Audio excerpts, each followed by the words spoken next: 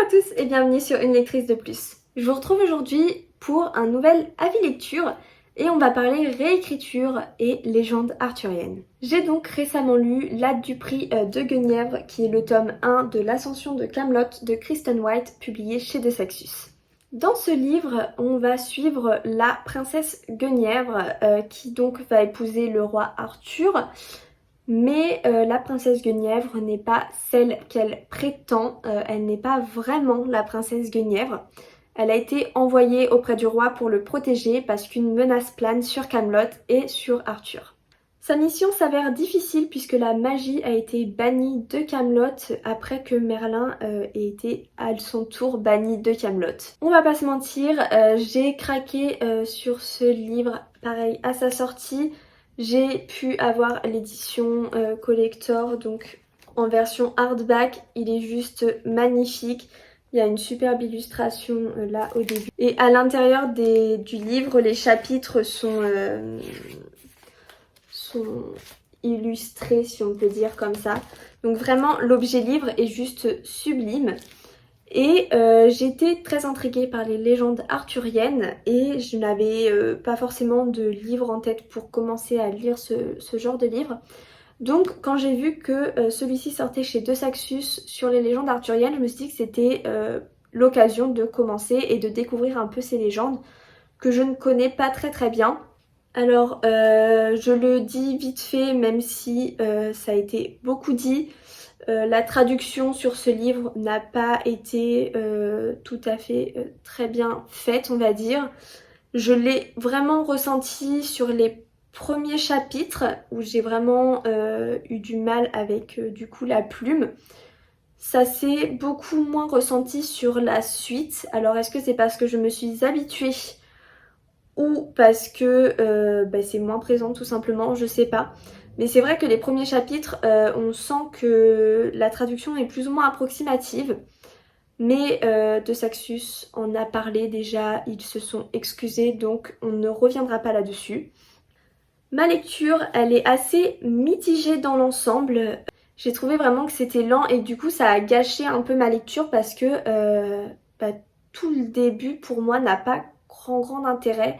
Alors il y a beaucoup de mise en place. Alors comme c'est un premier tome, est-ce que ce ne serait pas dû à ça et que l'auteur a voulu vraiment introduire et mettre tout en place sur le premier tome, quitte à ne pas mettre beaucoup d'intrigues, mais bien tout positionner et contextualiser pour la suite. C'est possible aussi puisque je crois que c'est une trilogie. Mais du coup, c'est difficile de rentrer dans le roman au début puisqu'il n'y a pas grand intérêt, c'est de la description, on avance un peu dans l'histoire, enfin on suit les personnages donc on suit quand même leurs relations et tout ça. Mais d'un point de vue intrigue, il n'y a pas grand chose. Ça apparaît sur les 100-150 dernières pages, donc c'est vraiment pas beaucoup sur un livre de quasiment 400 pages.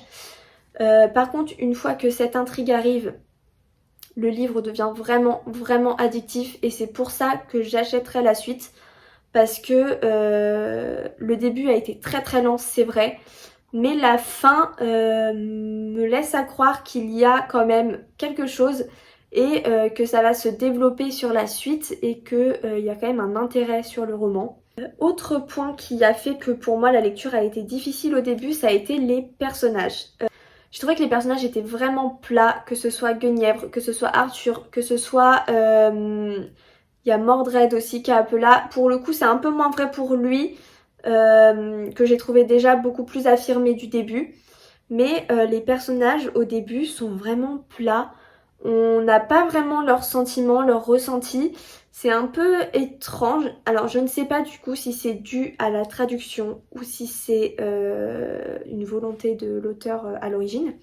Mais j'ai trouvé qu'on restait vraiment en surface des personnages. Donc c'est difficile de s'attacher à un personnage dont on ne sait rien.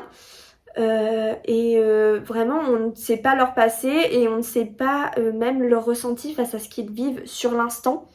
Donc du coup ça met une certaine distance avec eux et c'est assez difficile de s'attacher.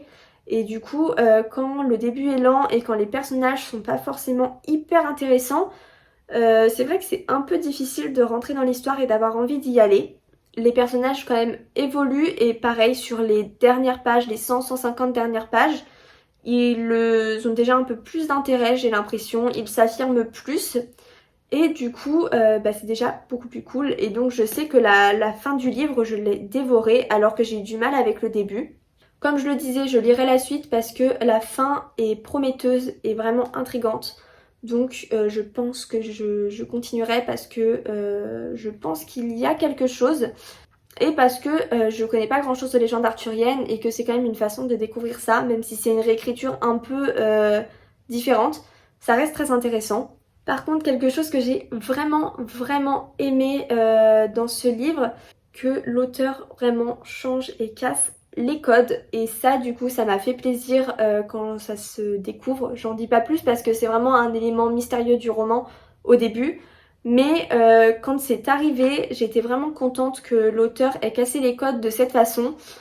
Donc ça, c'était quand même un bon point. Je suis donc mitigée sur cette lecture. Je saurais pas trop dire si je la recommande.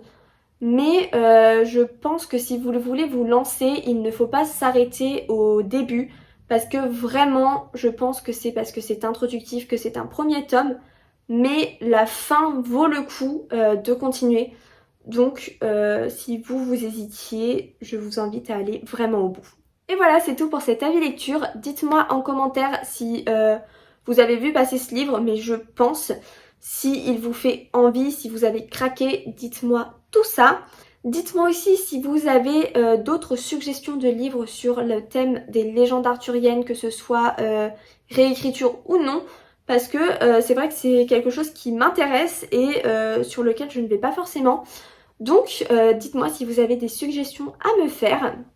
Je vous invite à vous abonner si c'est pas encore fait parce que ça me fait trop plaisir, à liker, commenter et partager cette vidéo. Et moi je vous dis à bientôt dans une nouvelle vidéo.